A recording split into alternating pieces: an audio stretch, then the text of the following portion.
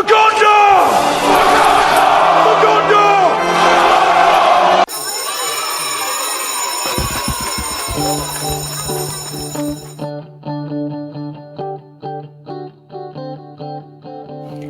boys and girls. Welcome to the Cool Kids Lunch Table Podcast with PJ and Mike. Now, please find yourself a seat at their table.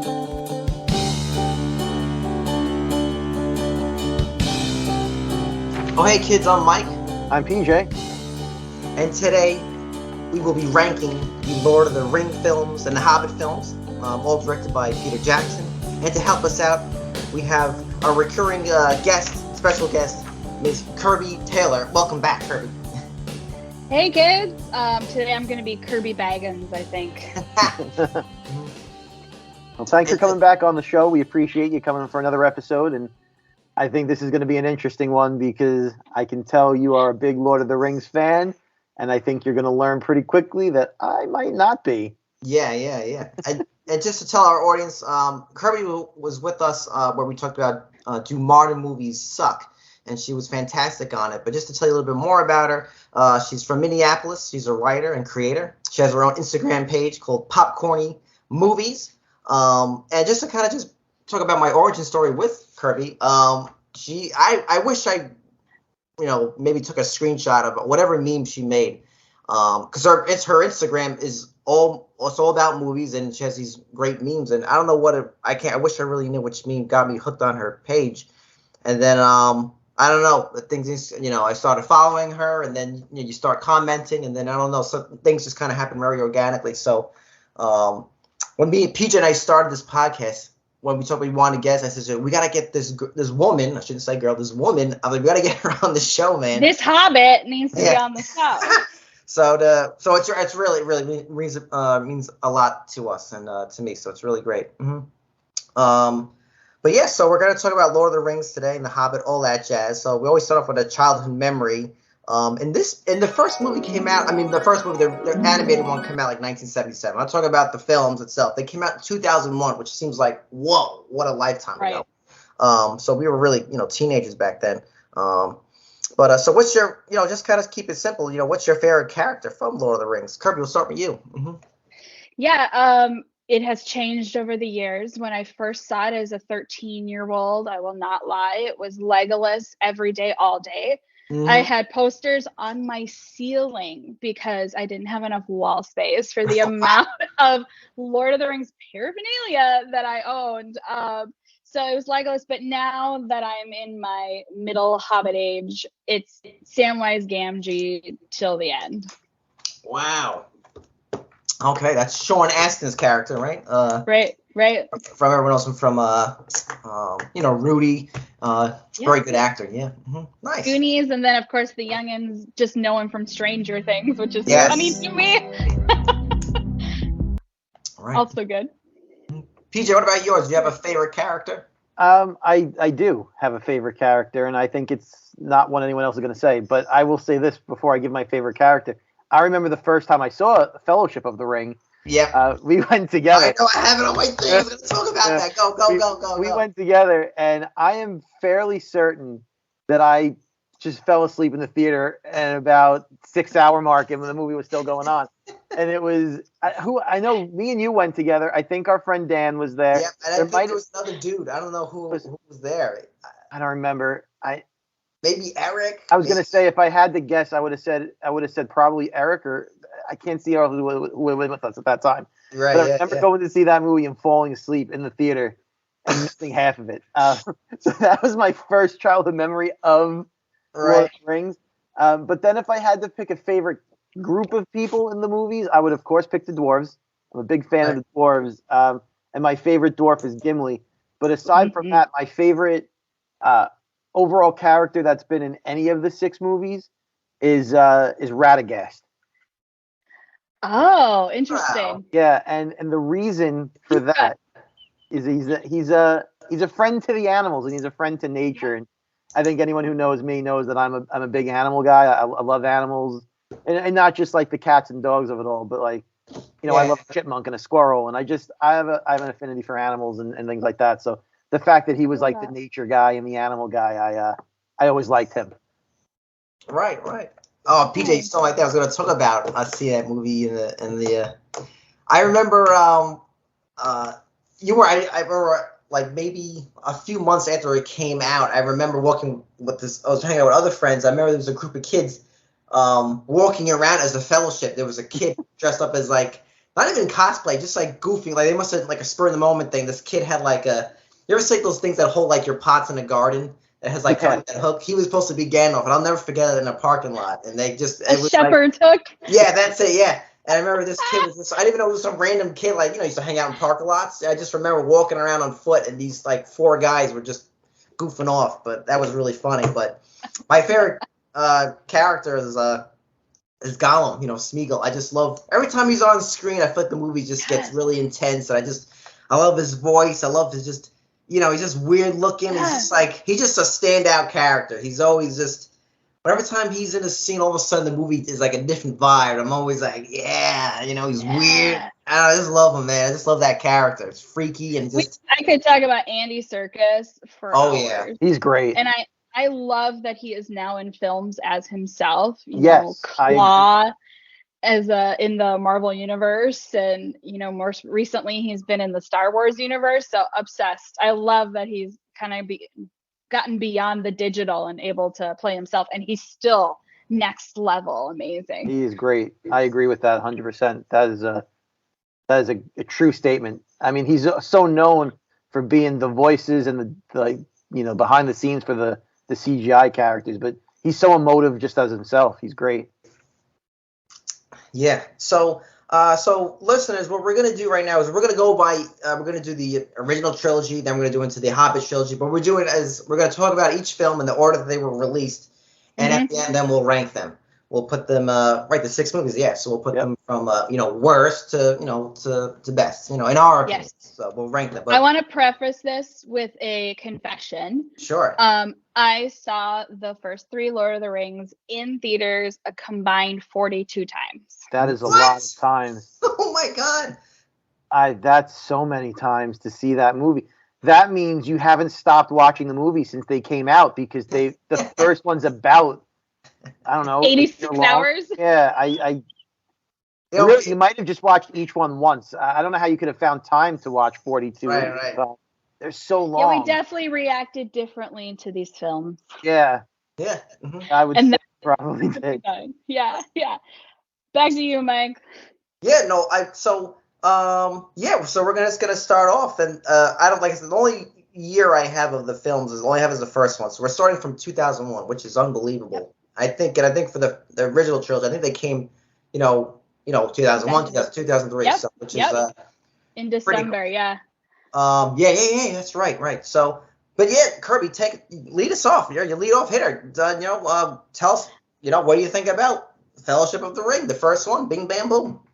Yeah, and I kind of need to set the stage too a little bit for my journey into these films. I did not grow up with the books. I did not grow up with the cartoons. I didn't know anything about the series other than reading The Hobbit in school. That was one of our required readings. And so in 2001, I don't know if you guys remember, but it was the same year that the very first Harry Potter film came out. I was just about to say that. You stole my thing. Yes. Sorcerer's Stone came out the same year. And I was huge into Harry Potter. Huge. And so the reviews for that film were not great, which I think as a whole we can probably now agree on. And basically the reviews I read were, all the magic and world building that we wanted in Harry Potter were shipped off to New Zealand and put in the Lord of the Rings films. And I, for some reason, took that so personally. Yeah. They would say that about Harry Potter. But, the reviews were so fantastic. And back then, I would see anything in theaters. I don't know if you guys went through that phase too, but just anything. It was like $5, Yeah, it didn't matter. Time. Yeah, that was like a thing to do. Like, I don't apologize, but just like you said, like I remember being like in that teenager, like you either went to the pool hall, you went to the diner, you went to Taco Bell, you went bowling, all these like you went to the movies. And you didn't need a lot of money to do these things. You just your parents gave you an allowance. It was enough to get a meal and see a movie, and maybe do something after, get an ice cream cone somewhere, So right. So yeah, I went into the Fellowship of the Ring expecting not to like it, having absolutely no background on the film. And then from there, signed on for a lifelong of obsession. So I have a lot of good things to say about the first one. Entering into a brand new universe from scratch was done so beautifully and so textured, detailed, that I was immersed immediately. I wasn't struggling to follow. I wasn't wondering who was what. It was just so simply done. And beautifully done. This is my second favorite in the series, but yeah, I just thought it was the perfect entry into this world that we had to kind of catch up on pretty quickly. Oh boy. Oh boy. PJ's that in a second. What do you got, man? So yeah. All right. What was the exact moment you fell asleep is what I want to know. The exact moment I fell asleep was probably around the 45th minute of just glamour shots of mountains.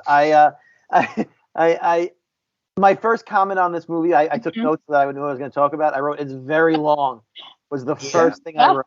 Yeah. I also wrote, I also did not go into this as like a big fan of the books and having read all of it. I think I might have skimmed through them and all, but I wasn't like a huge fan of it.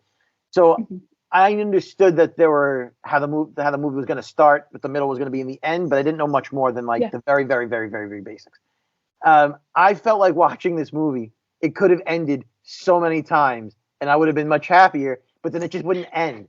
So like at one point, we're on one of the mountains because all we do is climb mountains, and they're like, "And we shall be known as the Fellowship of the Ring," and then I was like, "Yeah." Okay, and then we start going back, and I guess it's not over. Never mind. And then like another 6 hours goes by, and they're like, "And now we have the ring," or whatever, some shit. And then I'm like, "Oh, yeah, they got it. I can go pee now because that's over." No. Oh, so I'm just gonna sit back down. I got 12 hours left, and it just kept happening. And I'm like, "Oh my god, this movie should have ended so many times." I understand if it would have, it wouldn't have lined up with the books because the books they have, but oof, it was just so long. And I didn't care about most of the characters. I gotta be honest. Okay. I can't wait to hear you talk about the end of Return of the King. I cannot wait. I might have fallen asleep. Ending on that. 1, ending 2, it just ending 5. And then you said this was probably your second favorite in the series. Now I don't know if that means when you say you mean out of all 6, or do you mean 3? Okay. 3. Okay. Because I won't rank my movies yet, but I will say. One of the comments I put on my notes for Fellowship of the Ring is probably one of my least favorite Lord of the Rings movies. I put that in, and I think because I couldn't get sucked into it because it felt so long that I just was like, well, now I don't care about the next 6 movies that have to come out or whatever it was. So those are my comments on Fellowship of the Ring. I will end with a positive because I hear that's the thing people should do. It does look. Oh yeah, beautiful. The cinematography, the choices he made with his directing, the location, the costuming. It's a spectacle. It looks fantastic. PJ, I was gonna say comment. I always thought you would like Lord of the Rings because you're into comic books. So I was always surprised you never got into it. But first, I wanted to talk about is Peter Jackson, just some of his other movies that, he made a movie called, basically almost like you're into like Evil Dead, those kind of films. It was called Dead Alive. I think this has 2 different titles. Dead Alive, maybe Brain Dead. That's the one with the puppets? I only saw it once, but that's the famous scene where the guy ties a lawnmower on his chest and he's like basically like plowing through people. Right. He made King Kong, the remake. But I think a super duper underrated film, and I love it. Is Frighteners. That movie is badass from Michael J. Fox. That movie still looks awesome. It looks anyway. But yeah, for Heavenly Creatures. Yeah. But yeah, for this movie, I didn't know anything about these things. Kind of like you, I just kind of walked in, and I do agree with PJ. There's that one point in the movie where like they're at that round table, like, we got the Fellowship of the Ring. It felt like an end, and all of a sudden it was like, okay, you have the next part. But like I said, I haven't seen these movies. Yeah, I maybe rewatched these movies maybe 2, maybe 3 times each, but long time ago. So I'm just in total, not per year. No, yeah. But if I watch those movies 2 to 3 times per year, I wouldn't have time to do anything else. Oh, that actually explains a lot of my life. Right.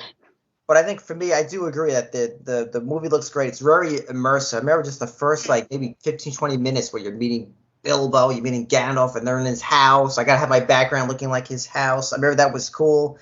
Just the way it's filmed, the way they're looking at the ring, what it's like, they show what it's written on it and everything like that. Yeah, exactly. I always, and I love the actors in this film. I love Ian Holm. I think he plays Bilbo. I can't think of his character's name in Alien, the first one, but he's in that. He plays the android. And just the music, Howard Shore. I always like Viggo Mortensen. Check out the movie A History of Violence. That's a badass film. Great film. I think, and then, like I said, this is a very good movie. It is very good. It's definitely, I'll say it's in my top. I'll say that. I think one of my favorite scenes, though, because we have a lot to get to, is I love I don't know if this is the correct name, but the ring rates. It's like those guys in the blender. Yo, I love they're coming around. I'm like, yeah, I love those guys. I feel like we need more of those guys running around. But I love that. I just love that scene and meeting Donald and all that stuff. Really, it's a fun movie though. It is. If you're into fantasy, all that jazz, it's very, iconic visuals. Yes. I can picture perfectly in my head, like the ring wraith over the tree stump. Yes. The hobbits are hiding. Yes. Yeah. Love it. Yeah, oof. It's visceral. Yes. Oof. I thought they were Death Eaters. I guess I'm getting confused with the other movie. I wouldn't be so surprised if he took inspiration from that. And I love the Harry Potter films. I don't know. Okay, but which predates? Right. Yes, very similar, I would say too. When we have the Harry Potter episode, I'm also going to be on the. I'm also going to be on the outside episode? On that one too. Right.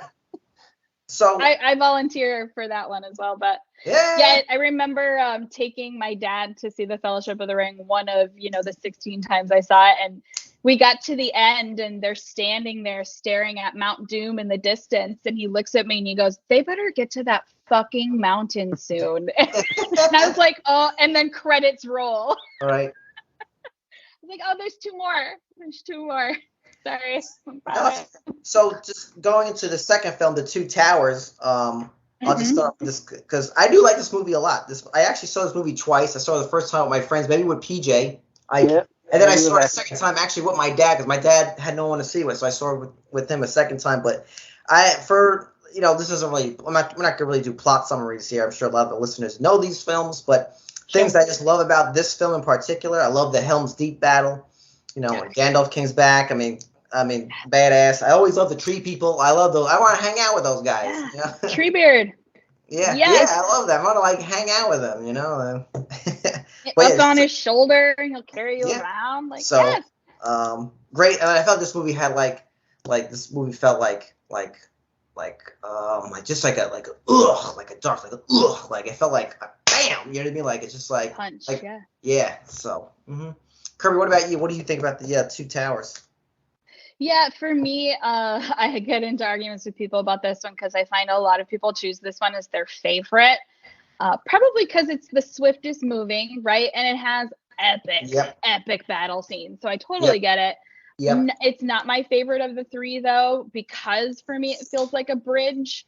We're just extending to other battles, and ultimately the grandest battle. So I still love it, but it doesn't stand out to me as a favorite other than there's the character development is better. The humor is less forced than the first one. I think we're kind of coming into the characters a bit more. Merry and Pippin are less and more, we have actually a reason to be here and, a journey to go on. So even though they're all kind of broken up, it's hard to follow broken up stories too, right? Like you always are going to care about one more than the other.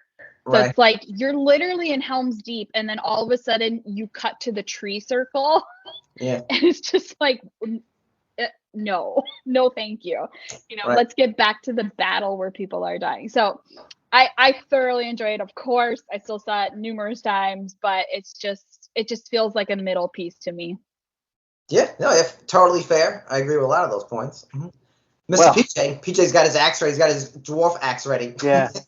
I would say if Fitbit was around when these movies were coming out, if these characters were wearing a Fitbit, they were logging way more than 10,000 steps in a day. These motherfuckers walk. Yes. I put in here. I will start with a positive this time. Since I started with the negative last time, I'll start with the positive. The battle scenes are really top notch. You can't. Epic. Oh yeah. They are epic battle scenes. Those are great, and I really like watching the battle scenes. And then, yeah, that's my positive. The end. Okay. The end. No, I talk about Gollum. He becomes more important in this movie. Obviously, he's a. I call him the Yoda of Lord of the Rings, not because he's a good guy or Yeah. That's very right, fair, Pete. I love that. He's PJ. introduced and he becomes like a very important character in this second movie, and he steals the movie. Right when the same time when you watched Empire Strikes Back for the first time, which by the way, if we're talking about holy trilogies, the original trilogy is the holy trilogy. This is not. But you're just throwing down comments that are going to start wars for the ages. Yeah, I'm trying. We got to have some content for the reels. But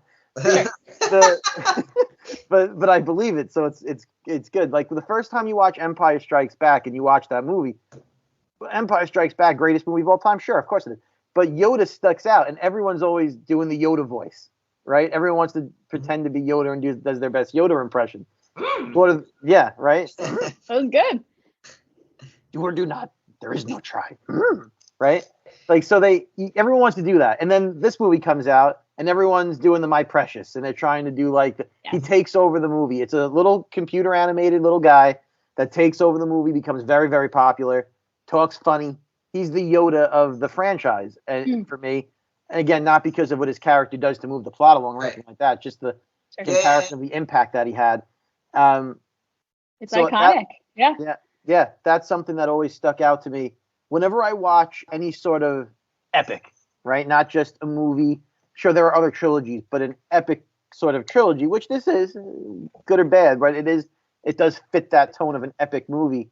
I compare them to Star Wars, and I try and draw the comparisons because for me, nothing tops that original Star Wars trilogy. And there are comparisons to be drawn in these movies, and I think that's a big one, the Golem / Yoda comparison.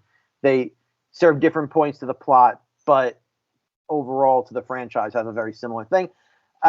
Again, it's very long. They don't make these movies short enough for me. My attention span is not 6 hours. Like my attention span is an hour and 30 minutes. My attention span is is a 90-minute movie. If it's really good, I'll give you like an hour and 45 minutes, but you're not getting me for more than that and expecting me to care anymore. It's too much. It's too much of honestly nothing. I mean, because it's so drawn out. It's just drawn and drawn out because they're putting so much in there. And for me, if the book wants to be 1,000 pages each, let the book be 1,000 pages each. For the movie, give me something a little more concise. That's how I feel. Let me get in and out and enjoy some action, enjoy a couple of quick moments, and then let me move on with my day. I got work in the morning. I got school in the morning. I can't be out till 6 a.m. watching some dwarves fight some ring wraiths. I don't have it in me. Yeah, I think it's just a difference in how invested you are in the story, right? Like they re-released the Return of the King extended edition in theaters a few months ago, and I could have stayed there for 3 days. I just wanted more. So, it's because I bought in, right? I drank the Kool-Aid. I'm in the Middle Earth world. I want to stay there for as long as I can. So it's just a different investment. Yeah. I'm more of a sci-fi person. The fantasy element and the walking through the woods and the forests and that's not just with Lord of the Rings either. Even like if you were to talk about like a Game of Thrones, right? Which obviously is not the same, but it's the fantasy element. It's that same sort of a time period, that same sort of a look. I can't get sucked into that. I need futuristic. I need some technology. I need some science fiction. I need an alien here and there. Okay, fair. Way to know yourself. That's good. Yeah. So to kind of bring it to the end, so Return of the King. So let me just start with this. So this movie did win Best Picture. Okay, yes. but it had a clean sweep. Right, but I'll say this. I'm not a big fan of this film. I don't think it's a bad film. It's just out of the original trilogy, it doesn't really turn me on. I like the first two better, but it's still very good. Even though the ending is slightly exhausting, I get why they had to do it. I get that. But I just want to talk about this for a second. I just want to list the movies that were nominated for Best Picture of this year. Okay, here we go. Lost in Translation. That's a fantastic movie. Right. Master and Commander. I love that movie. Damn good movie. Mystic River.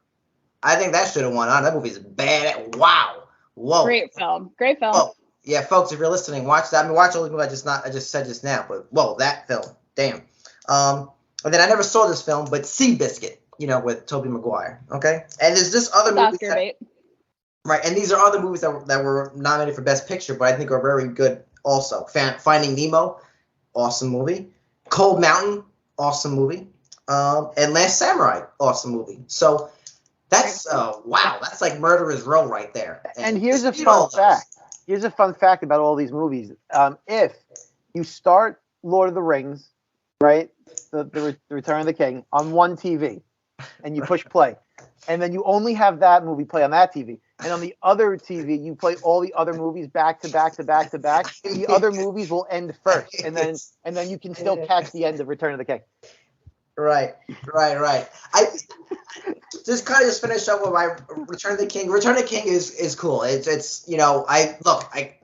guess if you haven't seen it, but I love the ending with Gollum and he's fighting Frodo by the mountain. I guess he's my favorite character, man. He's just that's my favorite scene. The wrestling falls and oh man, that's just for me. That's my favorite scene. It's so good, so damn good. Everyone, they're all yelling at each other. Frodo's bugging out, and you got Sam trying to keep everything on like a good balance. So I love that whole scene. But a very good movie overall. I'm breaking its balls, but very good film. Kurt, what about you? What do you think about Return of the King? It's really hard to follow those two. Yeah. Mm-hmm. Return of the King is my favorite film of all time. So that may put us at, you're never going to have me back on your show based on that. But No. For me, and I honestly think it should have won, the first two should have won Best Picture as well. Because for me, Best Picture films are epic. They are transcendent. They are a world unto themselves. They are game changers. They are, it's just next level storytelling. And for me, the Return of the King was as near to perfection as one of these films could get. All the stories came together. The character development came to a perfect place. The costuming, the soundtrack. Oh yeah. The soundtrack alone, we could go on and on about it. It's its own character, and just all of those elements together were so next level that this film just sit atop on a different plane for me of what a movie could do, what it could accomplish, the stories we could tell. I just have nothing but great things to say about Return of the King. Yes, the endings were a bit much, especially, after having a large Diet Coke and sitting there at a midnight showing. It can be a lot. But, like I said, I had subscribed from day one. And so for me, that film was absolutely a gift to fans for sitting through 9 hours of plot. I felt it like it deserved that ending. It worked very hard for it. They earned it. Yep. Mm-hmm. They earned it. Yeah, they went very far. Those steps were counted, and they deserve to have those culminations of so many different things. So for a fantasy film, for an epic film, even you had to top Helm's Deep, right? Oh yeah. Helm's Deep was this battle that everyone will talk about, and then you have to have a battle for Pelennor Fields, and so they had oliphants, with weaponized oliphants, and they just upped it up again, and I didn't think it would be possible. So I literally sat through the credits the first time I saw it and cried. Yeah. I cried. I was emotional that it was over. You know, it was like saying goodbye to people that you Yeah. loved to hang out with. Yeah, no, for sure. I will say, I think out of the first three, this is probably the best one out of the original, the first Lord of the Rings trilogy. I think it's the best movie for Samwise. I think it really gives him the most character development and gives him the most to do, right? Right.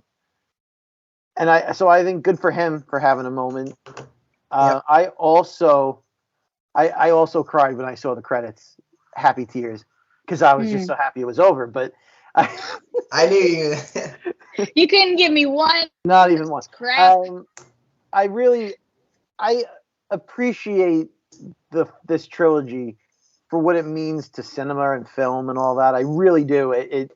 You can't deny the impact it has had on movies since they've started and they've started coming out, and you know the advancements that have happened in the film space and technology to just keep up with this movie. And you can't deny the impact it's had. And I do think it was.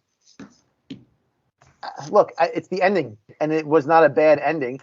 It's the ending that they gave it a million years ago when they wrote the book. So, I mean, it is what it is. But just overall, I felt like in this movie, I'm like, can we just get this? Can we do something with this ring? Yeah, please. I think this is, like kind of Kirby said, this is something you have to buy into. You know what I mean? So I think it's a part of. But I think objectively, I think these movies are all very awesome movies. They are, pound for pound, they're all great. I think my favorite part about these as a whole is like you can feel Peter Jackson's. There's just like a vision. You can feel it. You know what I mean? Like obviously he has the book to base it off, but like, this is something that could have went like way bad. We seen it go way, and he really kept the spirit of the books. He just was very dedicated to keeping it to the books. This interview where he says like, this isn't my interpretation. This is the interpretation of the book. Yep. He's very loyal to it. And I think these movies, I love movies that you can tell have a vision. Like a movie like Blade Runner, not a perfect film, but you can feel the vision, not just visual. You can just feel it. You can feel the vibes, the tone. I always talk about tone, and this movie definitely has tone. You can just feel it. I think this movie has a sense of magic for sure. I think it has a sense of adventure, which is always great for films. And it does have a dark side, and I didn't think it really tells. It's great storytelling. You really feel you're on this. You really feel the. I think movies are at their best when you can really feel like you said, you cried. It's also, I think it's the thing where you feel like, oh, I guess it's like the best stories that are ones that feel like there is a beginning and an end. You need that. That makes movies really great. I think other movie franchises suffer when they don't end it. There's a reason why. Endings give things more meaning, right? Right, kind of like death. Not to get morbid, but death gives life purpose. If you don't have purpose, so. And we've totally lost that in Marvel, right? Somebody who 100%. dies in 2, and then they go in 3, and then they're back in 5, even if they're a variant. It's lost its gravitas completely. Yeah, 100. That's a true statement, if ever one has been said. Right. So then we get to the next movie in the saga, The Hobbit, which is The Hobbit: The Unexpected Journey, and there's something very unexpected about this film. I like it. Wow. Okay. Start us off, PJ. Why do you like it? Why do you like this film? I think Bilbo as a character in these movies way more likable than Frodo is. Just you can connect a little bit more. That's true. More entertaining as a character. It just could be maybe the acting's better. I don't know, but I like him way better, and I'd much rather follow him on an adventure than Frodo. So that made this movie easier for me to connect with. Also, I like the tone of this movie. It was much lighter.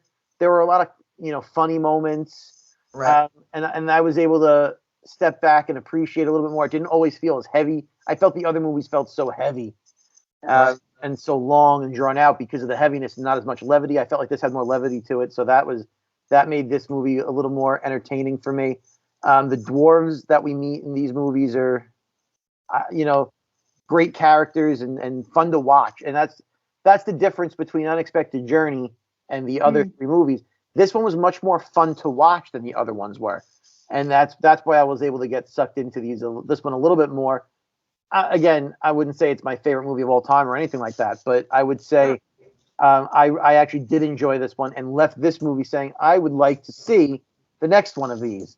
Whereas I never said that with the original 3 movies. This one, I'm like, I would see another one of these. I don't know if they were as long. I joke around about the length. They weren't short. They weren't short. Yeah. But they didn't feel as long to me. Yeah, I agree with that. I agree with that. I'm sure the levity helped too. I guess I have a hard time comparing the stories because, The Hobbit is, let's go on an adventure. Like, have treasure we're going to find. The book itself it's a very short book too, right? And it's one book. It's like this thin, and then it's stretched into 3. But, I mean, The Lord of the Rings is, here's an evil object that's going to end the world, So it's harder to start with this is just a fun adventure between dudes, like it's a road trip film, so I think it's hard to compare in that way. It's almost like The Hobbit should have come before The Lord of the Rings because it sets you up for what comes to follow, obviously. But I think for me, I guess not really jumping ahead, but I really felt this trilogy should have really been just 2 movies, one. I think one movie. Right. Well, Hollywood, but I think I could see them making 2 out of it. I think there was room to make 2. Sure. But for this, PJ, I totally agree. I love Martin Freeman as Bilbo. He really is very charming as the role. I know like the barrel scene. That's it's a fun scene to watch. And I agree, PJ. I did when this movie ended. I was like, damn, I want to see what happens next. So I agree with that. And I love going back to my favorite character in these series, Gollum, when he meets him like in the cave and he has to play. He plays like a riddle with him, like some kind of like a riddle. That's like my favorite thing. Like it is excellent. But yeah. Pretty good film. Not a great film, but pretty good. Fun overall, fun to watch. Yep. I think I would have enjoyed it more if I had not had the Lord of the Rings series before it. Right. Yeah. This just felt like a silly deleted scene to me, of just a grander story. And that's on me. That doesn't mean that you can't have these fun adventure films. I wanted it to be its predecessor in so many ways. Right. Yeah, that's fair. I almost wonder if it's the opposite for me. I wonder if I would have enjoyed this less had it come first, because I wouldn't have had to compare it to the other movies, which I wasn't as big a fan of. Right. I wonder if not being a big fan of those movies and then coming into this and being surprised actually made me like it more. Yeah. You and I are just always going to be. Always going to be opposite. I enjoy that. So, which brings us to the second film. I think I have the Desolation of Smaug, right? Smaug. Yep. Okay, so, for this, I felt this movie was very disappointing in my opinion. I felt, like you said, I like you said, PJ, we said like the first one was kind of lighthearted, and I felt like this one, I like the lightheartedness, but I felt all of a sudden it got cheesy and it's starting to get corny, where I felt like now my skin's starting to crawl a little. I'm like, oh boy.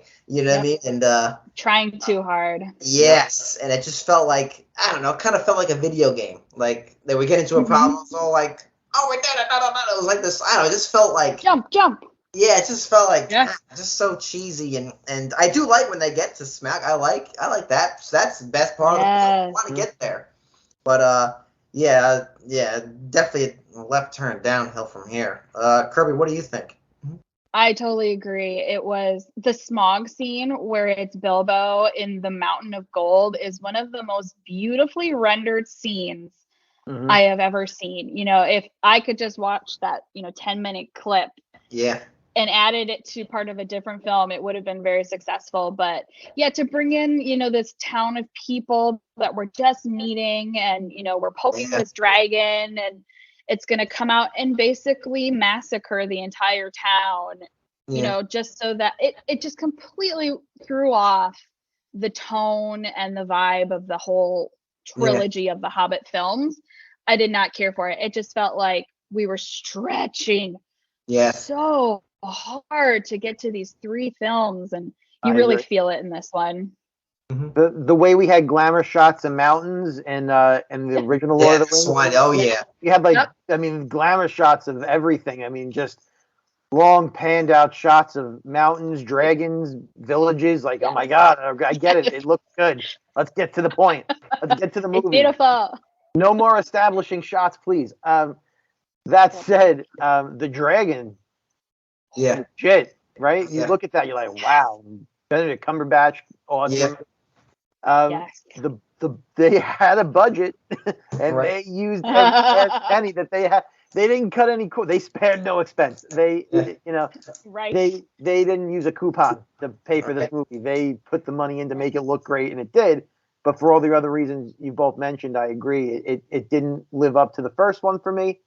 That said, I still like this one probably more than those Lord of the Rings ones.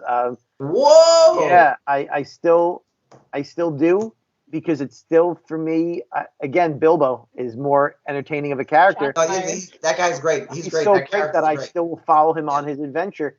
I think there were very good moments too between Bilbo and Gollum. Right. As I'm recalling it right now in my head, I think I saw the movie about twice. I feel like he almost became like, maybe it's in the third film. I feel like Bilbo, all of a sudden he became a side character. I think like he almost like wasn't. I don't know if it's the third one. I can't remember, but I feel like he almost got forgotten about. Right. But I agree. That guy, the energy that guy brought to the film really made it magical. Which brings us to the last film, the Battle of the Five Armies. And I'm not gonna lie, this is like, there's nothing. Let me tell you something.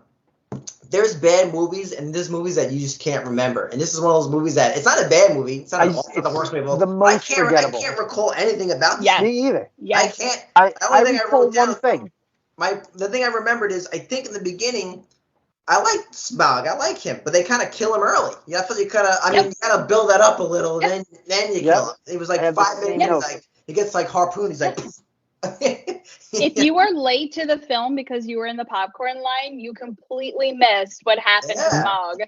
Like, why wait to do that in 3? Why don't you end that with 2? Yeah, I agree. Exactly. It made no sense. Yeah, and I think this movie also has, I'm pretty sure, going by memory here, I can never pronounce this right, Legolas? Is this the video game thing? Legolas? Whatever, that's it, him. When he's climbing on the steps, he's like running up the blocks, right? That thing. He is an agile man. Yes. Right. And then I think this movie too, if I remember correctly, there was this thing I'm like you talk about stretching or padding. I think it was almost like a quasi like love story or something with a human. Yes. And I remember like just get at. I want to see Martin. Can we just get to we want to get to? I don't know why they're almost insisted on like making these movies long because they want to keep up with the epicness. Epicness doesn't have to do anything with length or they say quantity. It's about quality. Okay, but I think this one had to do with we discovered that actually we have 0 female characters in this plot line, and so now we need to introduce a female, and then unfortunately it has to be about a love triangle between her and a dwarf and Legolas, and that was so unnecessary. But it just spirals, I think, from there. Mm-hmm. Yeah, my comments, the notes that I took down, it's funny because it's almost essentially exactly what Mike said. My first comment is that it's relatively forgettable, was the first thing that I wrote down, and it is. I don't remember much about it, except for the fight with Smaug is so quick. Yeah. Built up a fight with the dragon. You promised me a fight with the dragon, and then they were like, and he's gone. That's it. Bye. Yeah. I finally got the speed I was looking for, and that was too quick. For some reason, when they shoot him with that harpoon, I don't know why. It always reminds me. Remember American Gladiators when like you shoot? They did that like the tennis balls. Like it's when they could like then the they hide like behind the little thing and they like duck and they shoot the tennis ball. Yeah, and you shoot the target and it beats the gladiator. Yeah. I always thought like they just push that one button. It's like like it just reminded me of American Gladiators. But it was really just ridiculous. It really is a video game. Like they were like, how can we make the video game feel like the movie? I know, we'll just do the same thing. It was really not great. I put in here it is not as strong as the other Hobbit movies or Lord of the Rings movies in my notes. Yeah. Right. Yeah, for me, when you name a film The Battle of the Five Armies and you're following that first trilogy that had some of the best battle sequences in cinematic history, how do you top that when the stakes are just so much lower, right? And you can say that it's 5 armies coming together and creating this this army of elves and dwarves, and we're all coming together, but it just felt like it didn't matter in the end, right? Like, this is not the battle for the world, this is the battle for a mountain. Right. And so then I didn't care, honestly. I was not invested. Yeah. All right. Let's rank these bad boys, Yeah. huh? So we'll kind of go like we'll go 6, 6, 6, and we'll 5, 5, 5. You know, so Okay. for Okay. me, like kind of we just left off. Battle of the Five Armies, The Hobbit. That's number 6. Mm-hmm. Yep, mine Me too. too. Okay. Yep. All right, well, we all agreed on something. Hey, group up. About to go downhill. All right. I think this is where we might start getting messy now. I'm curious with PJ and Kirby, but at number 5, I put Desolation of Smaug. You know. I did too. Ooh, I put Fellowship of the Ring. Wow. Oh, that hurts me in my soul. It's gonna keep like, hurting. Don't worry. Directly in my soul. It's only gonna get worse. Mm-hmm. Okay, here we go. We're 4, right? We're up to 4 now. Yep. I have the first Hobbit, Unexpected Journey. I have number 4. Me too. I have the Two Towers. Wow. Okay. Okay. Okay. Number 3. Now this is where we're getting to the creme de la creme. Obviously, we knew it was going to be I knew it was going to be the OG here, but I have Return of the King. You know, Okay. some of these are obviously my preference. I don't know if in terms of I'm trying to do the best I can, but for me, Yep, preference. Mm-hmm. Mine's the Two Towers. My number 3 is Return of the King. Okay. Two for that. All right, now we're at number 2. I have Fellowship of the Ring. I also have Fellowship of the Ring. I put the Desolation of Smog. Wow. Wow. And number 1, I have Two Towers. For me, it could have went either with Fellowship or Two Towers, but maybe Two Towers. I think just because I love Gollum. You know, I guess so. You know. What about you, Kirby? Yep. Okay. Yep. PJ, what? I'm lost. What was yours? Number 1, I put don't The Unexpected know. Journey. Wow. Because I feel can like watch you're that one again. trying to be anti, Yeah. like, go with the flow on this one. I told you I have some strong opinions about these Lord of the Rings, too. about these hobbits. Mm-hmm. Okay. I don't okay. think they're inviting me to the Shire for any dinner parties. I don't think it's happening. You know it. You can actually just buy a ticket and show up. So there's no list. Yeah. Yeah. So I just kind of want to briefly talk about the original I guess animated film was 1977. Yep. Which you think about is crazy. That's when Star Wars came out, right? 77. So what a time for sci-fi, fantasy, and then you have this. You know, I'm not sure if it was released in. I'm assuming it's recent. I don't know the history. I don't know if it was released in theaters or what, but very interesting. Mm-hmm. It's dark. It is dark. Mm-hmm. You know, you think animation, I'm going to sit down my child and let them watch this. And obviously 70s animation steers towards pretty dark. But yeah, I just rewatched it to prepare for this. And it is trippy and it is dark. You know, I wouldn't recommend it to the average user necessarily. It's very stylized. Good word. And then I'm kind of curious for you guys. I never seen the series. It looked like a misfire. The Amazon series. I think it was called Lord of the Rings, I guess. Rings of Power. Oh, that's it. That's it. Mm-hmm. I couldn't get through it. Shocking. Oh. Shocking. You know, I thought you were going to say you loved it. No notes. No, I couldn't get it through. I couldn't get through it either. I started the first few and then decided that it would be better to wait and then watch them all in succession and see if I could pick up on these themes. And it still was difficult to watch. That one hurts me. It's really unfortunate. You have so much money and, you know, so much support. And then to have that go so far awry it's a heartbreaker. Yeah. Mm-hmm.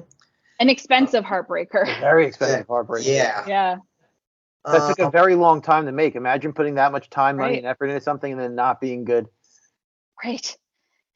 I think that's probably all of our fears as creators, right? You start off well and then ultimately it can get to something you don't recognize anymore. Yep. Yeah. Oof. Yeah, and then just wrap things up in this kind of, I never played a lot of the video games, but I did. imagine. Oh, I didn't even know they had. I mean, I knew they. It wasn't good. RPGs. They weren't great games. I enjoyed. Really, I thought they were For the time? What are they like a what's that, like Warcraft kind of thing? Are you doing, is it that kind of thing, or is it? I really don't know. Yeah, it's not like free form where you can kind of create your own adventure. But I'm not good at them. I didn't get very far in the games. The one I played the most was following the plot of the film, and you could switch characters. And I'm not much of a gamer. I have no instinct or skill, so I am not a great person to represent these, but I enjoyed playing them as much as I could. I didn't love them, but I don't know if it's just because it was something I didn't love in general. So it's, I'm playing through a game of a movie that I didn't like, so the story is there. That might be why I didn't think they were great games. That's probably why. That's fair. I do say this: if you're gonna play a video game, just because I love these series, I love when Lego makes video games. Mm-hmm. Like I love Lego Batman video games. I love like the Harry Potter ones. I know they made a Lord of the Rings. I love Lego. Yeah. So I think I never played them, but if I had to bet money, they're probably fun to play the Lego version. Any Lego version video game, those are always I like. Those are always fun. I agree with that. And they're funny, and those are just really fun. They always kind of do like their own little spin on the story sometimes too. So I like that. And I just wanted to pitch my idea, if you guys don't mind, of a ride. If I had to get my own ride, I feel like they would fit really good with Universal Studios. If you're familiar with Islands of Adventure, they have a land. It's kind of getting smaller and smaller now. It's, oh my God, what was it called? Oh, it was like Mystical Land. I don't know. I can't think of the name right now. Oh, the Lost Continent. That's it. Yeah. And that's where they had, and then when Harry Potter came, they started. They took everything over. But I think moving you backwards. can make a very small, isolated part in that park where they have, I don't know if you guys remember Poseidon's Fury, which was like a show. Sure do. That, and they also have I think they stopped it too. It was called Sinbad's Revenge. I don't know. It was like Revenge. Yeah. But you can do a live action show, some magic and some like action thing. You can do that there. But I think for a theme park ride, what I would do is, I think Universal is missing a log flume ride. I know they have Dudley Do Rights. Oh, they do. Yep. They do, but that thing is a death trap. Right, and that ride is really more like to get soaked and everything. And I think they can make this more of like a splash mountain where like maybe you have like going around by the mountain, or maybe you incorporate older films, even The Hobbit. You have you go through the treasure of the smell. Like I really think you can do that there, and you make it a very small section. You can do it right in that little continent. Almost like taking a Pirates of the Caribbean, but just putting a little more thrill to it. Yes, there you go. Right, Bingo, PJ. Immersive. See, I would rather do like a Mines of Moria, like roller coaster where you run into the Balrog and then you fall with Gandalf. Yeah. Like that would be epic. Mm-hmm. Yeah, all potential. For sure. I'm sure someone's kind of itching to do that. Right. They could make an entire Lord of the Rings theme park in New Zealand and make it a destination. Right. Yeah, that's interesting. I mean, a lot of people go to Hobbiton. I'm actually scheduled to go there in December. Oh, wow. Yeah, I'm really excited. My first time, I had it planned for COVID, and then it's been like 5 years, so I can finally get on the island again. And I feel like they want visitors to New Zealand, but at their own pace. So I don't know if they would ever build a theme park around the Lord of the Rings. I would go, but we'll see. Mm-hmm. It's a different lifestyle out there. Mm-hmm, for sure. But folks, fasten your seatbelt because we have a pop quiz for Kirby. Ooh. Oh God. So Kirby, I am nervous. It's been a while. You might be doing this on your own because I don't really know enough to even do trivia. I'm gonna try my best, but I'm fairly certain that you're gonna win this pop quiz battle. Yeah. So do you chime in, or how does this work? Whoever answers first. Yep, that's it. Okay. There's 11 questions. If there is needed a tiebreaker, I doubt I will need it, but here we go. Excuse me. So, and the folks at home, comment on our Instagram or YouTube video and let us know how you did. Now, look, I don't know if these are super hard. These are ones that I found online, so I kind of knew, honestly. But here we go. So these aren't any kind of particular order. These are mainly on the original trilogy. So here we go. How many rings of power were made for the elves, dwarves, and men? 7, 3, and 9. Whoa! Yeah, 3 for elves, 7 for dwarves, 9 for men. Yeah, I never would have But gotten they that. were all deceived, for another was made. One ring to rule them all. One ring to find them. One ring to bring them all. And in the darkness, find them. Whoa! Oh, Okay. Nerd alert. What is the name of the sword that Bilbo gives Frodo? Ding. Yes. I thought its name was Frank. I guess I was wrong. Frank. It's nickname. Yes. Nickname. Nice. So that's pretty good, PJ. Okay. You might be able to get this one then. This might be a fairly easy one then. What color does a sword sting turn with? Blue. Okay. PJ, did you know that at all? Or? I had no clue. Okay. I can't lose this with you guys. Like, I would take it personally, so I'm gonna jump the gun if I can. That's Of fine. course. If you wouldn't have a chance at losing because I know none of these. Yep. Okay, fair. Name Gollum's friend who he choked to get the Ring of Power. Eagle. Whoa, that was close, but it does go to Kirby. PJ, that was very good. I'm so happy that you even were able to even almost give Kirby a run for money right there. Okay, how about this one? Name Sam's favorite pony. Bill. Yes. I just thought it was funny because you have all these unique names. I know. And It's like Game of Thrones, right? Bill. It's like Peter, and then yeah. Okay, so you might get this one, PJ. You might get this one, or this one might be a toss-up. Okay, so this is just kind of not really so much about the movies, really more, I guess it's the Hollywood section of it. Okay, so Elrond was played by, hopefully I'm pronouncing that right, was played by Hugo Weaving. Okay. Yep. Agent Smith for some of our listeners who don't know the films. Okay, but what rock star was originally asked to play the part, but he declined it? David Bowie. Whoa! I think I actually did know that. Wow. But not nearly as fast. I have to think. Holy smokes. Okay. The only way to destroy the Ring of Power is to throw it into what fires? Like what? It's a volcano. Mount But Doom. Yeah. Yes. It's a volcano. Yeah. it's like a volcano. I think it's in Hawaii. Close. What does Gollum call the Ring of Power? It's precious. My precious. I got one. PJ Yeah. will not be shut out. No, he does not call it his precious. It's my precious. Okay. Well, All right. very good. Okay. For what special occasion does Gandalf return to the Shire? What's the reason why? Bilbo's Bilbo's birthday. 111th birthday. Whoa! Holy cow! That was like, I don't know. Maybe it's Ty Jones. I know you had the specific birthday date. But PJ did say birthday. Holy shit! Wow. I'll just keep that as blank Jones. I mean, she's still in the lead. Yeah, by a lot. Who does Sam marry at the end of Return of the King? Frodo. You would have thought so. Rosie Cotton, but Yes. Deleted scene. I think we would have all accepted that as well and been I'm happy. pretty sure it's Frodo. Yeah. Okay. Yeah, fair. This last one. Oh, sorry, Kirby. You're gonna say something else? Nope. Okay. Go ahead. Okay. So, I guess there's multiple answers to this question. Oh, good. Maybe I have a chance Oh. of getting one of them. Okay. So, Okay. name Led Zeppelin songs that talk about Lord of the Rings. Oh. What? Stairway to Heaven.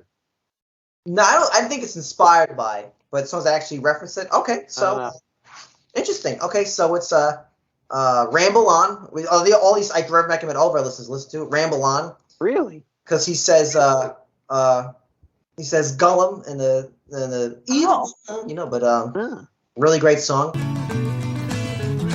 Just in the darkest depths of Mordor, I met a girl so fair. But Gollum, the evil one, crept up and slipped away with her.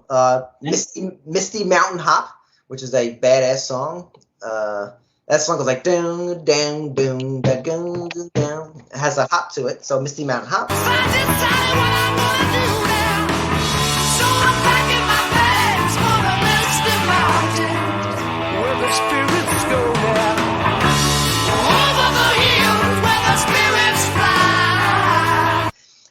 lastly, which is a really beautiful song, is Battle of Evermore.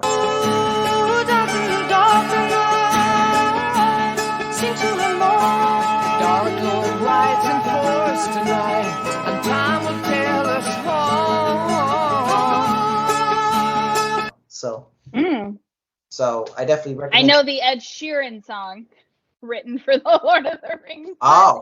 I didn't know about the Led Zeppelin one. Yeah. Check those out. Yeah. Ramble On, Misty Mountain Hop, and Battle of Evermore. It's funny that Ramble On is about Lord of the Rings, seeing as how those movies just ramble on. Right, maybe that's right. Yeah, so well done. Well, clearly Kirby won from a score of 8-1.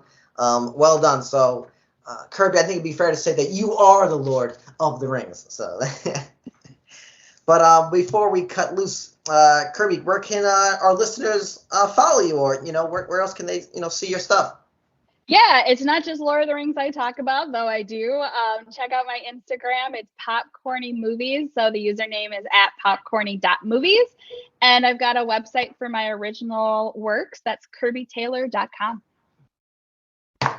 Fantastic. And thanks for joining us. We really appreciate you being here with us. And it's good that you had a good perspective on these movies, because if it was just me talking about these things, I think our audience would have just immediately X'd out of this podcast and said, I'm not listening to this guy. So thank you for bringing the positive, because I think it'll go over a great way with our fans. Yeah, and I also wanted to, say, Kirby, because for folks at home, we were actually trying to schedule this and get it on. I got to say, getting to know you more, Kirby. It would be okay with you. I think. Can we be officially friends? Are we friends now, not just Instagram buddies? Are we friends now? Yes. All right. Friends. Okay, great. cool. A fellowship.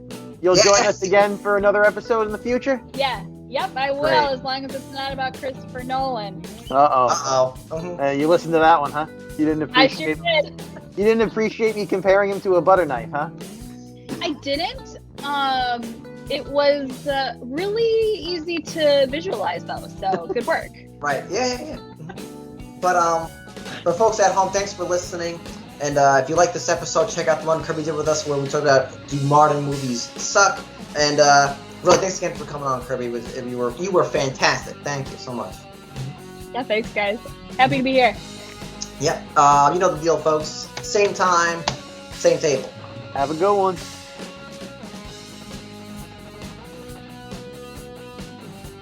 Hey kids, it's your Uncle PJ here. Hope you enjoyed that trip through the Shire with our pal Kirby when we discussed The Lord of the Rings. We're going to be changing gears next week, and we're going to be talking about our favorite heavy metal bands. So we hope to see you there. Thanks for coming. Make good choices. Boys and girls, lunchtime is over. Please visit PJ and Mike's website, coolkidslunchtable.podbean.com, for more information. Follow the boys on all social media apps. Just search Cool Kids Lunch Table Podcast. Now get to class before you get detention.